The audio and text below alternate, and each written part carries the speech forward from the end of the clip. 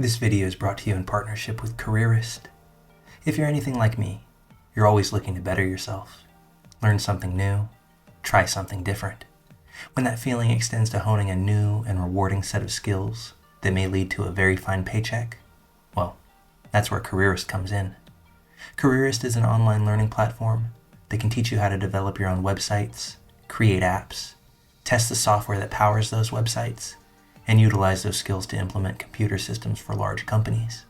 Skilled Careerist advisors will help you choose your path of study, help you to find 100% remote internships when your course is completed, provide one-on-one mentorship along the way, in addition to assisting in your dream job search. What's more, most courses can be completed in under 6 months.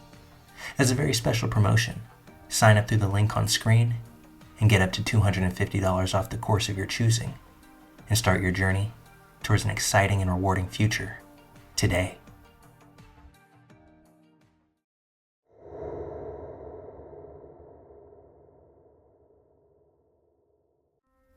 It's taken me many years to tell this story, out of both fear and embarrassment. I share this today as more than simply therapy for myself, but as a warning to all people.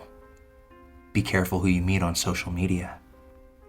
In 2018, my ex-husband and I were at the very end of a tumultuous marriage. He and I had been polyamorous for about 3 years before I met this guy. His name was Jez. I met Jez on OkCupid. I was 28, he 42. We hit it off very quickly. After a few weeks of talking, I agreed to meet up with him at a restaurant close to my house. We sat and talked for a few hours before I invited him over to meet my husband. Things went very well, and they seemed to get along, so Jez and I began dating. This guy completely swept me off of my feet. Jez was sweet and caring. He enthusiastically listened to every little thing on my mind, engaged and validated me. Over and over again, he absolutely revered me for my strength and wisdom. He practically worshipped me for all that I was and all I was becoming. He showered me with gifts, flowers, and random good deeds just to make me feel safe, wanted, and cared for. I had never been in a relationship that felt quite like that. It was wonderful. It was as though we had been looking for each other for years. After a few weeks, though, he had a meltdown over my polyamorous nature. He, quote, pulled the plug because he said he was already falling for me and couldn't handle sharing me with anyone.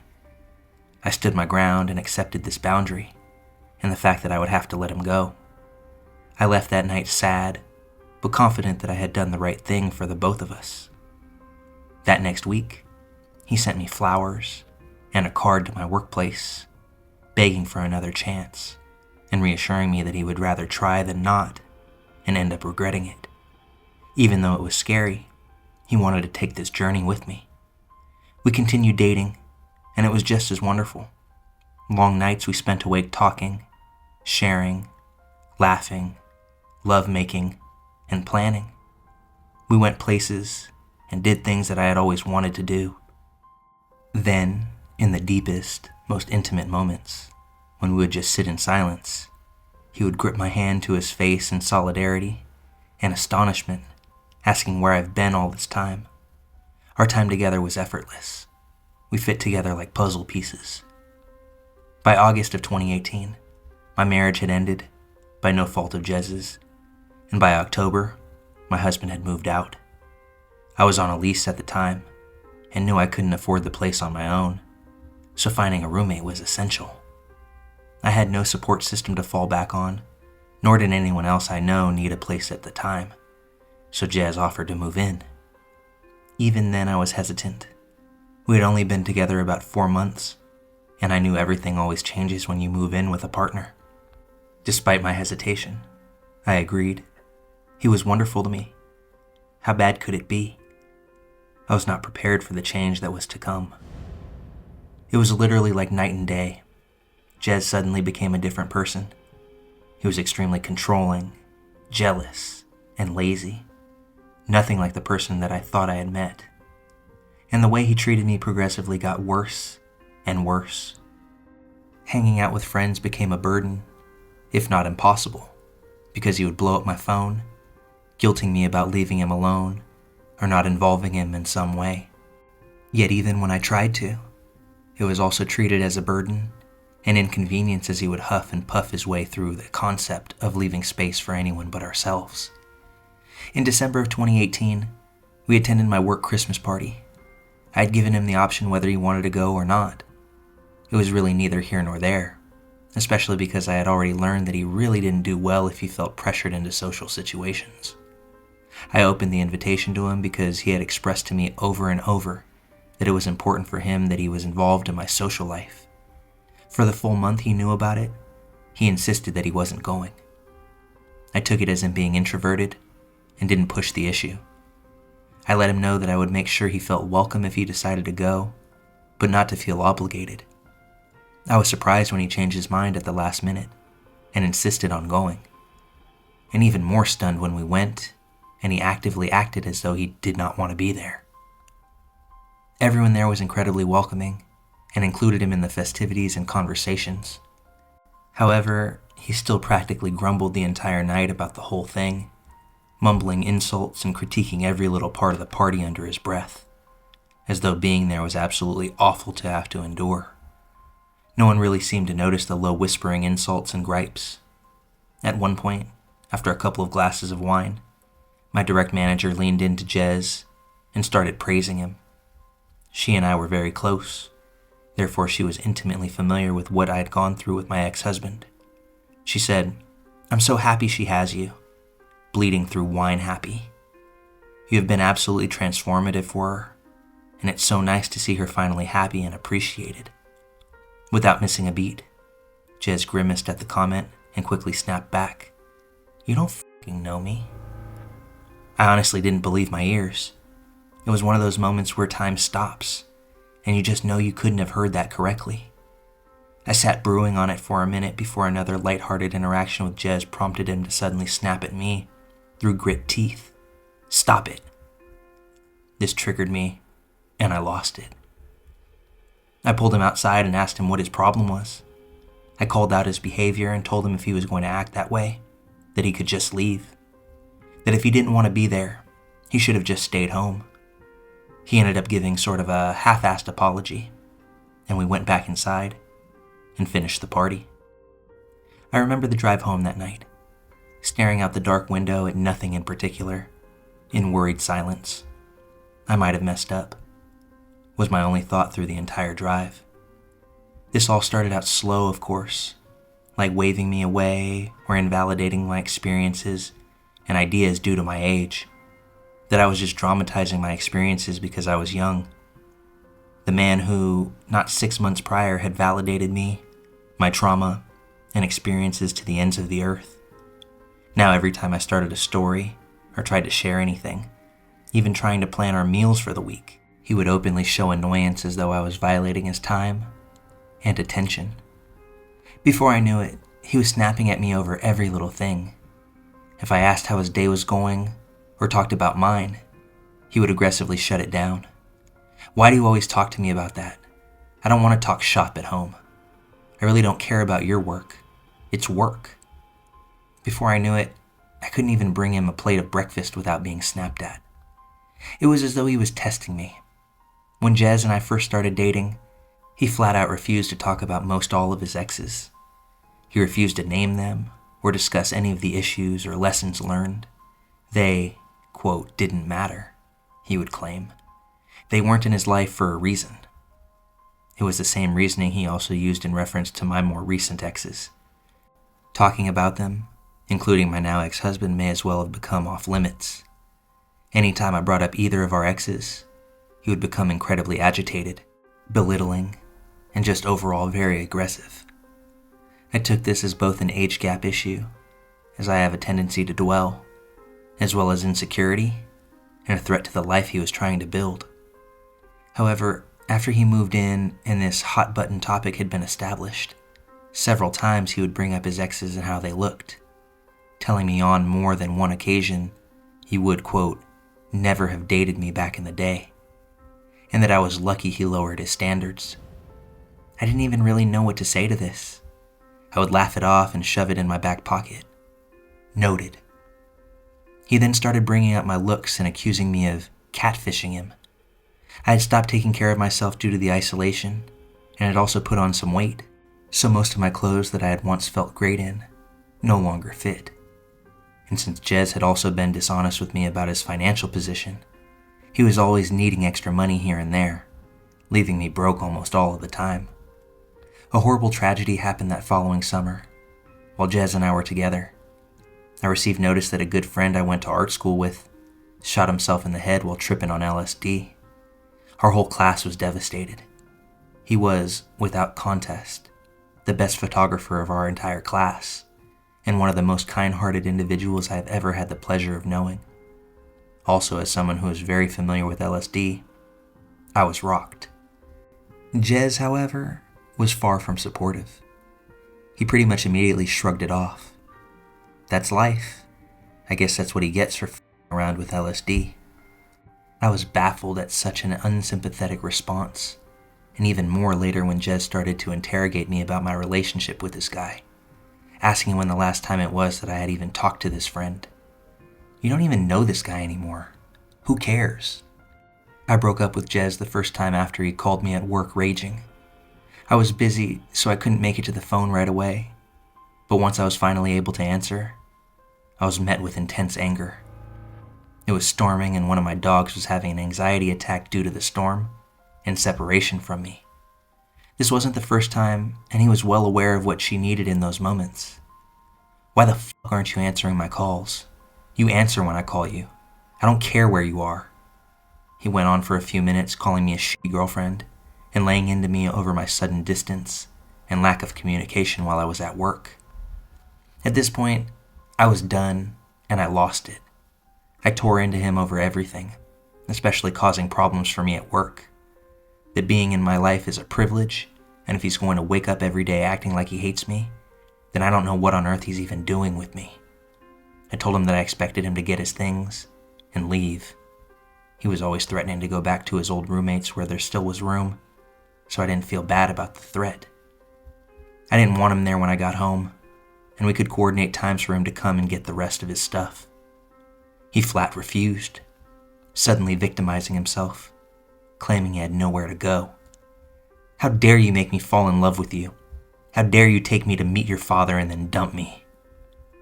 My manager and her husband ended up following me home that evening because she was concerned for my safety and had offered to let me stay with her for a few days. I will never forget the scene I walked into.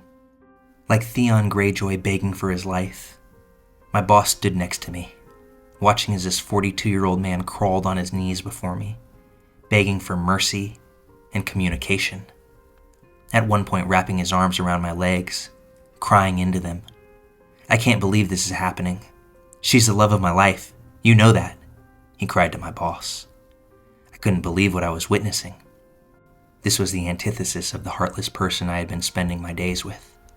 I shook him off and went to the back of the house, gathering enough of my things to get me through the next few days, as well as any and all valuables I could think of.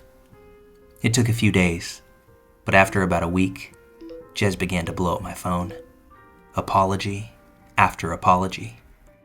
Suddenly, he was the man I met again, full of humility and self-awareness. He acknowledged the awful way he had treated me and sent me walls and walls of well-thought-out messages, psychoanalyzing his own behavior, where it comes from, and the ways he knows it needs to change. I took him back, like a dumb, desperate girl. I took him back. It wasn't long into the second round that he started to guilt me over the breakup. My panic had damaged his relationship with the people in my life, and he made sure that I knew it was my responsibility to fix it. It wasn't long after this that my car ended up breaking down at a gas station close to home. There was a very nice couple in the vehicle next to me that came to my rescue and checked things out under my hood. The gentleman turned out to be a mechanic for a living, so he had a pretty good theory about what could potentially be going on. By this time, I had already attempted to contact Jez to let him know what was going on and where I was. It wasn't long till he got off work, so he told me to sit tight and he would be there shortly. Meanwhile, this sweet couple stayed put and kept me company while I waited. Jez barreled in about 15 minutes later, completely ignoring the couple that had helped me. Touching base, the gentleman handed me a slip of paper with a name and a phone number on it, reviewing what he thought was going on with my car, before Jez butted in, cutting him off. "I said she's fine," he snapped. I could see the woman out of the corner of my eye slink away at this comment and get into the passenger seat of their car. I could feel the sudden tension, like maybe she's been here before. The gentleman didn't move and shifted his attention to me as Jez walked into the store. I could see he was clearly concerned. "Are you okay?" he asked in a low, almost whisper. "You don't have to answer that, but if you need anything," he looked down at the number in my hand and nodded to it. Seriously. With that, he got into the driver's seat of his car and drove away with his wife. I've thought about that couple countless times since that night. Everything went right back to the way it was before, as though the initial breakup never even happened. The same eggshells, the same belittling. If anything, it was worse, because I had permanently damaged our relationship. If I had just not been so dramatic, if I didn't run away from everything, then maybe he wouldn't have to work so hard for respect in my life. One night we got into an argument. I don't even remember what it was about, but I had to be up early for work the next morning, so I paused the argument in order to get some sleep. When I went to lay down, I heard the TV turn on. I have a sound bar, so the volume can get pretty loud. Jez proceeded to turn the volume up, and up, and up, far past any volume I ever pushed those same speakers to, even for parties. The walls were reverberating with the sound of the TV at astronomical volume. Jez then started laughing hysterically. It was a laughter manic with anger, as though something might be funny on TV, but he might also jump through a window right now.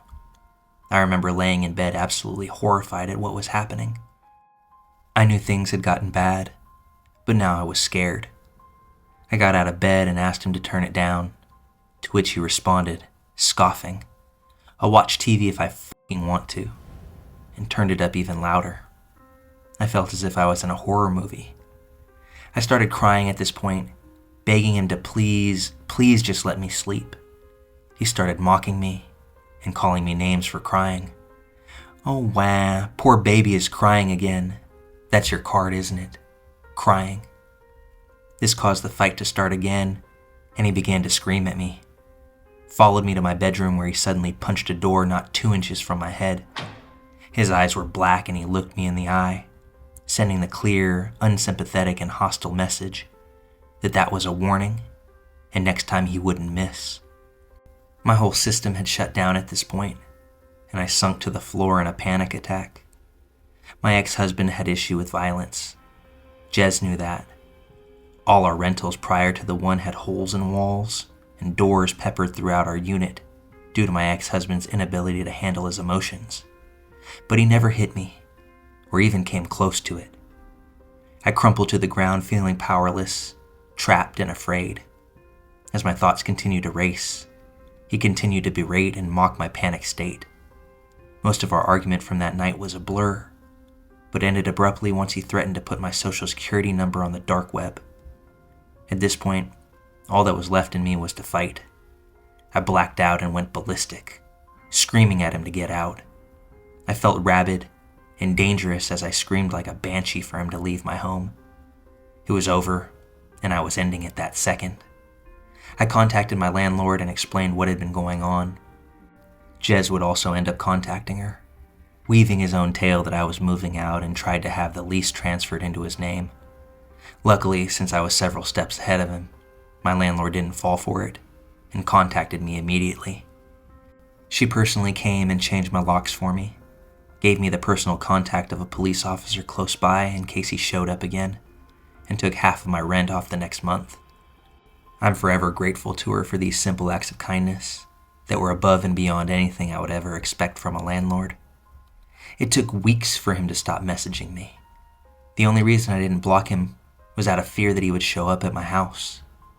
Though I had contacts for protection, I knew I would rather get a daily apology video than have to deal with him on my doorstep.